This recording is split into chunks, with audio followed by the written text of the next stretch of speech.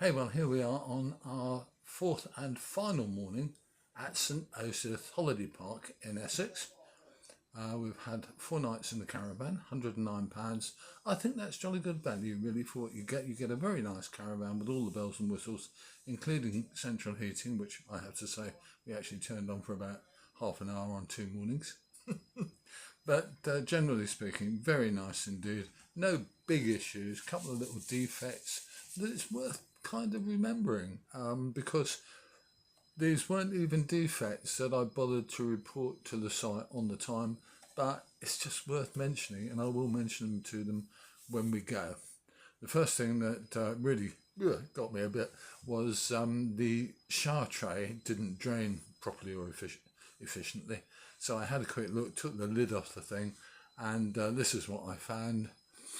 A big hank, really, of hair. Longish hair. So I don't know whether someone cut their hair or whether they were suffering from hair falling out or something. It could have been something horrible, couldn't it, for some poor person? But I dredged that out and chucked it down the loo, and that's fine. But you wonder whether they clean in the bits that you don't see, i.e. underneath the drain cover on the shower tray. There you go. So that's number one. Number two was the telly. You can see the TV behind me, and we had an interesting moment on the last 2 nights. We were on a channel which suddenly broke up, and picture completely went. That's why I've got it on now to see if I can catch it, but it's not going to do it. But that was a bit frustrating because we were 2/3 of the way through a film, but we managed to kind of watch the end with the picture going from time to time. There you go. It's one of those things. Although we did actually reload the TV DTV scan, and it worked better for a while, and then it went wonky again. So that was the other thing. And the final thing to mention is the door catch. I don't know whether you're aware of the kind of door catchers that come on these caravans as standard, and here's a picture of one. And that didn't actually secure, so we'll make a note of that and pass it on to the site. They may or may not do anything about these things. I rather doubt that they will, but it's one of those things. But it was a damn nuisance because it shakes you out of your skin when you jam the door open. You think you've got it on the catch, and it turns out the catch hasn't engaged. And when you jiggle about with it, you discover the catch won't engage. But what does happen is if the wind gets behind the front door of the caravan, it slams, and you think the side of the caravan's going to fall off.